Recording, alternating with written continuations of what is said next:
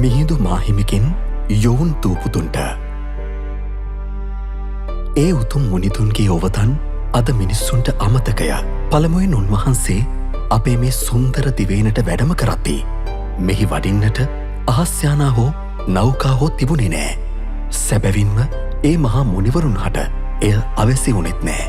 දියුණු කරගත් ඉර්දි බලයෙනුයි උන්වහන්සේලා මෙහි වැඩම කළේ. උදේනි නුවර විදිසායෙහි පිහිටි මහස්සෑ මළුවෙන් අහසට නැගුණු ඒ මුනිවරු අම්බස්තල සෑ අසල ඇති ගල්කුලට පැමිණි විට එදා මුළු ලක්දිවම ඒකාලෝක වුණා. එදා ලක්දිව පරපුරේ රජුව සිටි දෙවන පෑතිස් නිරිදුන් මුණ ගැසුනේ.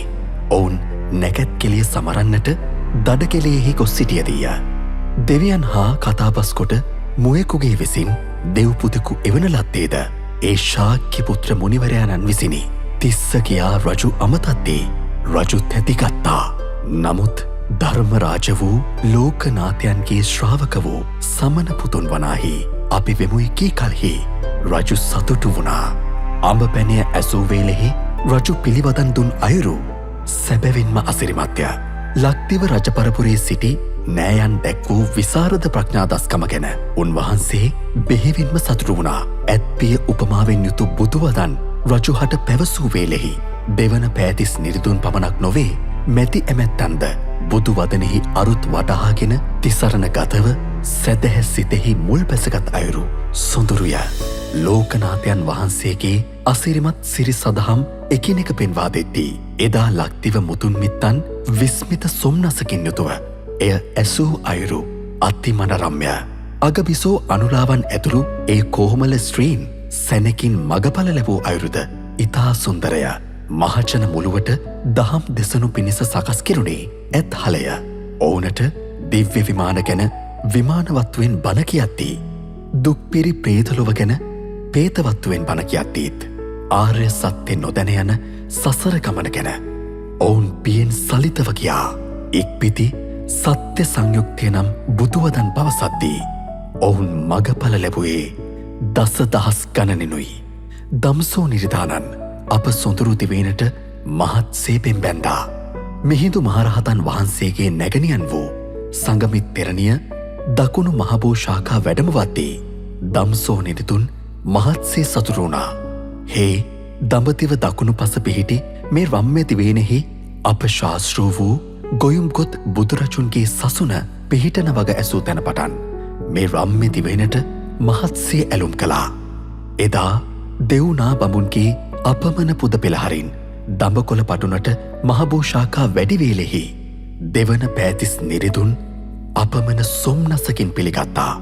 මහබෝ ශාඛාව මේ හෙළදිවින් පුදද්දී දරදී මාතා තුන්යලක් යළි සලතවෙමින් සාදු හඬ දුන්නා.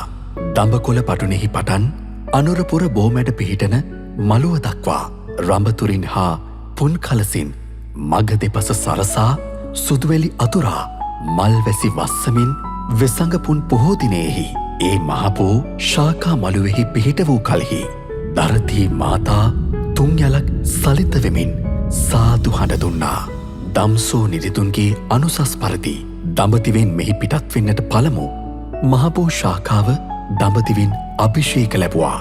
යලිතු අනුරපුර මළුවෙහි පිහිටි කලෙහි අප දිවයිනෙහි රාජාභිෂේකය පළමුව කරන ලද්දේ ඒ බෝශාකාවටයි. දඹදිව රාජාභිෂේකය කරනුයේ යම් අයුරින්ද ඒ අයුරින්ම අනවතප්ත විලෙන් ගෙනා පැන් මහබෝශාකාවට ඉසින ලද්දේ ශස්ත්‍රීය කාන්තාවන් විසිනි. ඒ වෙසක් පොහෝ දිනයෙහි දෙවන පෑතිස් නිරිදුන් රාජාභරණ හා කිරීටය බෝශාකාවට පළඳවා අභිසිස් කොට පූජා පැවැත්වූ දින පටන් ඒ බෝශාකාව මේ දිවයිනෙහි බෝරජු බවට පත් වුණා.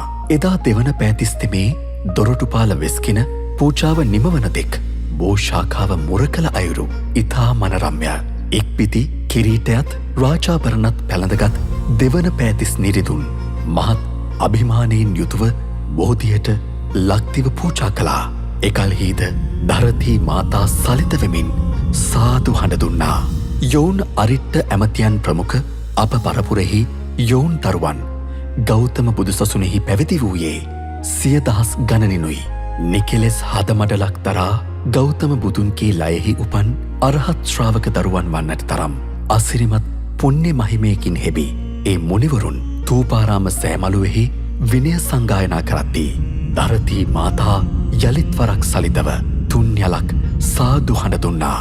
මිහිඳු මහරහතන් වහන්සේ අපට දහම් දෙසුවේ දීප භාෂාවෙනුයි.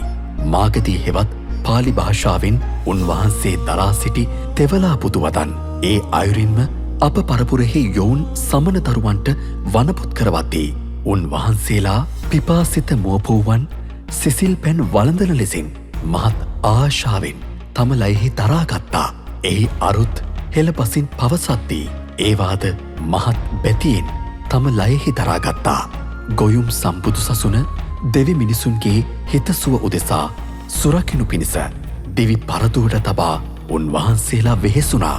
එකල මිහිඳු මහරහතන් වහන්සේ ඒ භික්ෂූන් වහන්සේලාට ඉගැන්වූයේ බුදු බව පැතීමේ මහායානයවත් බෝසත් වන්දනාවත් නොවේ. ගෞතම පුතුන්ගේ නිමල දහමයි. එහි කියවෙන්නේ ශ්‍රාවකයකුව දහම් හැසිර සුගතියෙහි ඉපදීමටයි. එසේ සුගති රැකවරණය ලබමින් භවසයුරින් එතරවීමටයි. නිමල පුතු දහම එයයි. එකල අප පරපුරෙහි යොවුන් දරුවන් දැක්වූ කුසලතාව නම් දඹදිවෙහි සිටි මහා පින්වතුන්ගේ කුසලතාවට කිසිසේත් දෙවෙනි නොවුණි. මිහිඳු මහරහත් මුනිතුන් පිරිනිවන් පානාත් එක්ම මේ දිවයිනේ රැඳුනේ එනිසාය. දම්සෝ මහ නිරිතුන් ලබා ලක්දිව ඉපිද කුදුතිස් මහතෙරුන් නමින් සසුන බැබල වූයේ එනිසාය. අකුසල් දුරුව කුසල් මතුව ගොස් රජ නිරිතුන් ප්‍රමුඛ කොට මැති ඇමැත්තන් ප්‍රමුඛ